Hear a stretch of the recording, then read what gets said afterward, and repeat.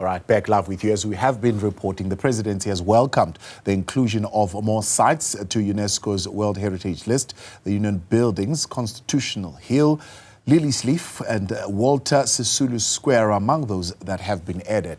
They join now global sites like the Kremlin, the Taj Mahal, the Vatican, and many others on that list. Let's now talk to someone who drove the process, a cultural expert, advocate Sonwabile Mancotywa.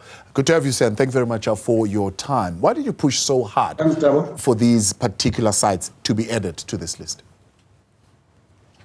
This has been a long journey. I mean, we started this journey 13 years back when we crafted the concept. Of course, taking advantage of a resolution, a special resolution of UNESCO entitled "The Roads to Freedom in Africa."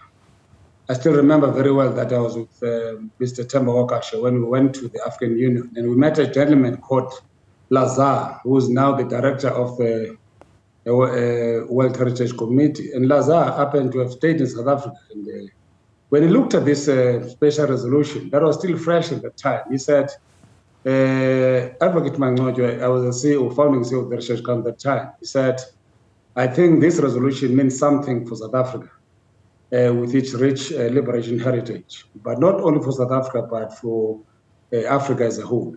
So we crafted the concept.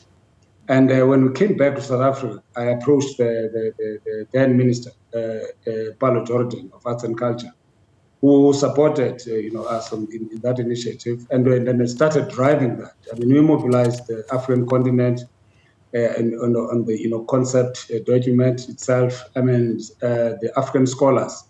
Some of them are no longer with us. I note Mr. Munjeri from Zimbabwe, an expert from Zimbabwe and a scholar of note. And then what was important was to identify the sites themselves. Remember, this was about African heritage, yes. Reconstruction of social memory, right, and transformation of African heritage. So we came up with these 14 sites across all provinces. Yes. A lot of work had to happen. Right. I mean, we recall the footprints of the icon Nelson Mandela in all the provinces. I mean, Fort Hare, I've already mentioned, rural sites like in Kagezweni, and then of course the capture site in Howick and Uhlanga and all of those.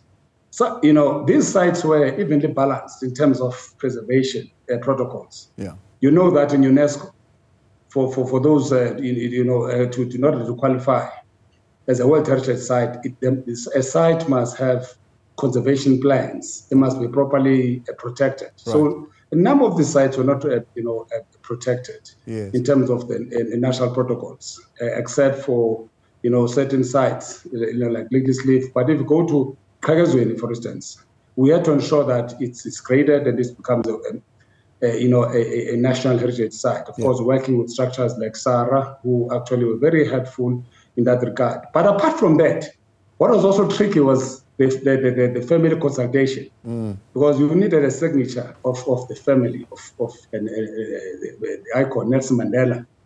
So I had to do all of that work, of course, working with others to ensure that we get a consent of the family.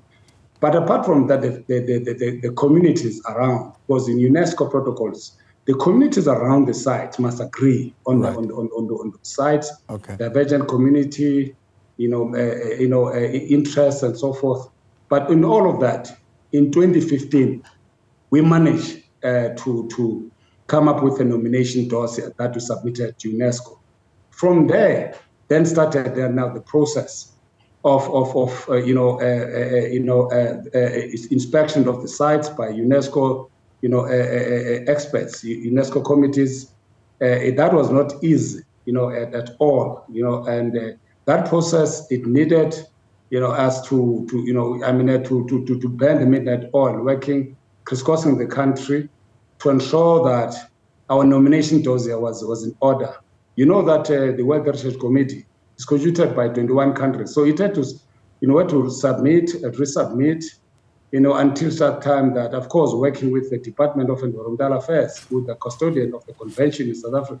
Yeah. And where we are now, after 13 years of robust discussion and moving back and forth, this site is now been scripted in the 46th, session of the World Heritage Committee.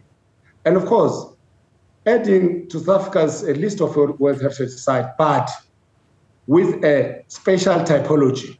This is a special type. It only doesn't touch in South Africa, but it also has transnational implications. That's why we had to mobilize the entire Africa to unite behind this site, which doesn't only, it's not only important for South Africa, but it actually very important, very much important for SADC. It's important for even Africa. I mean, we went the entire Africa. Yes. Even we went to other countries when Nelson Mandela received his military training, Algeria, and we went to different other countries. Yes. And where Nelson Mandela is actually claimed, and as an icon and the liberator, right. of the world. So lastly, this actually. Advocate, I was just coming here because, of course, these are now being inscribed, completing the 14 components that you have now cited and putting them together. But there are others that would have already been in, which you and I have spoken about in the past. Robben Island being one of them, Ferryford Dome being another, Mapungubwe being another. How have those sites benefited from being in the list? So for people to get a sense of how now this 14 components located in 4 provinces, 7 municipalities across the country are going to derive benefit?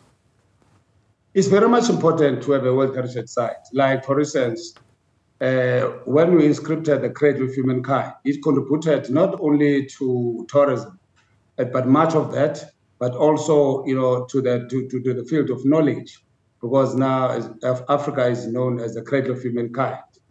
But also when inscripted a site like Mapungu in Mpumalanga, now South Africa was well positioned as a cradle of early life formation because of the genealogical traces of existence of life in Mpumalanga, and then Mapungu, the early trade between Chinese and Africans.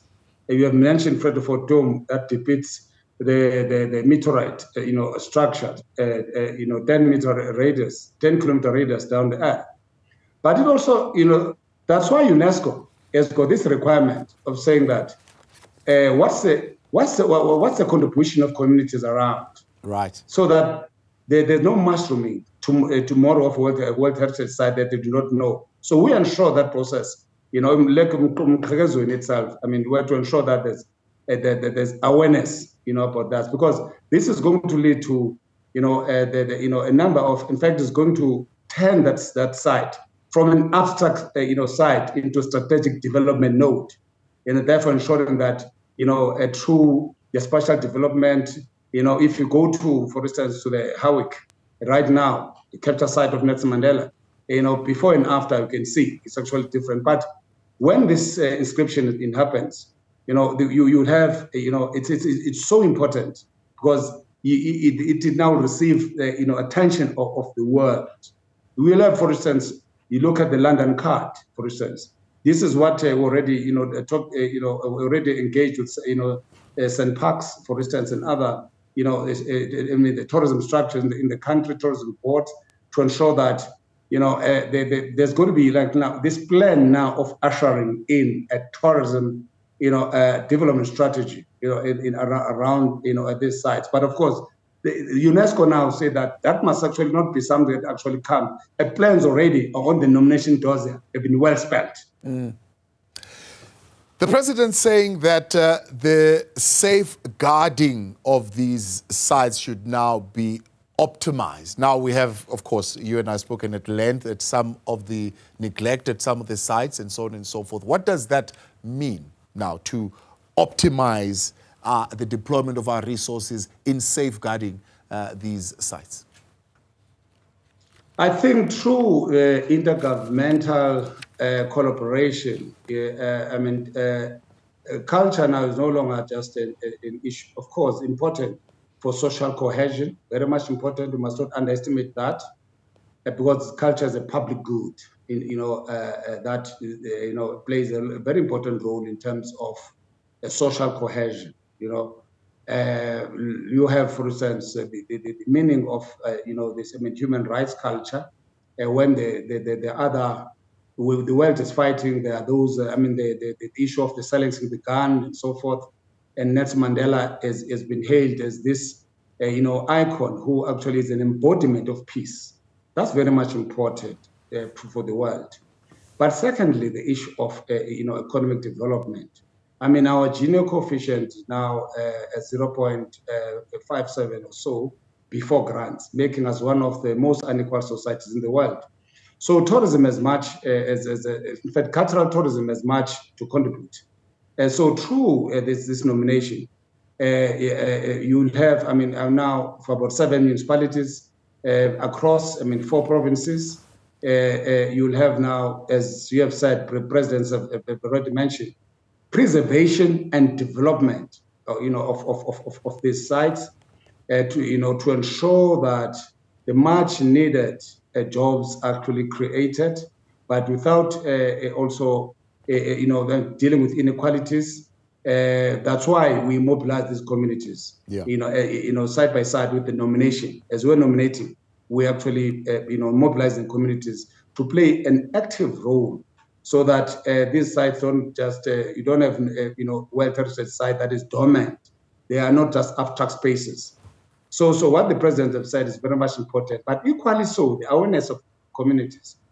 In my study, for instance, in my PhD on heritage and role of communities and role of private sector, I'm raising critical issues there that in South Africa, we need to change this paradigm. You need to ensure paradigm shift, that we don't just see heritage sites as owned by government. That's why Robben Island has been facing such problems. But the good example, for instance, is Table Mountain, yes, where there is involvement of private sector, so that in good as you do, for instance, in roads where there is private-public partnership. That's actually one of my investigations in my thesis. That South Africa has not used actually private sector to develop our heritage sites. Sure. Government must not be obsessed by owning everything. How can the study that I've done on juxtaposing Robben Island and as well as Table Mountain. We've seen Table Mountain, a myriad of business activities. Yes. Because there's private sector involvement. Right. But government has got a role to ensure that it puts conditionalities on heritage, preservation of heritage, so that when you concession a site to private sector, there must be some bottom lines that you must preserve. Private sector must respect the intrinsic value of heritage. Right. But they must do business, crowding investments. Yes. And then that's what we need to ensure. Advocate, we appreciate your time. Thanks for coming on Cultural Expert, the Advocate Sonwabile Mancotywa.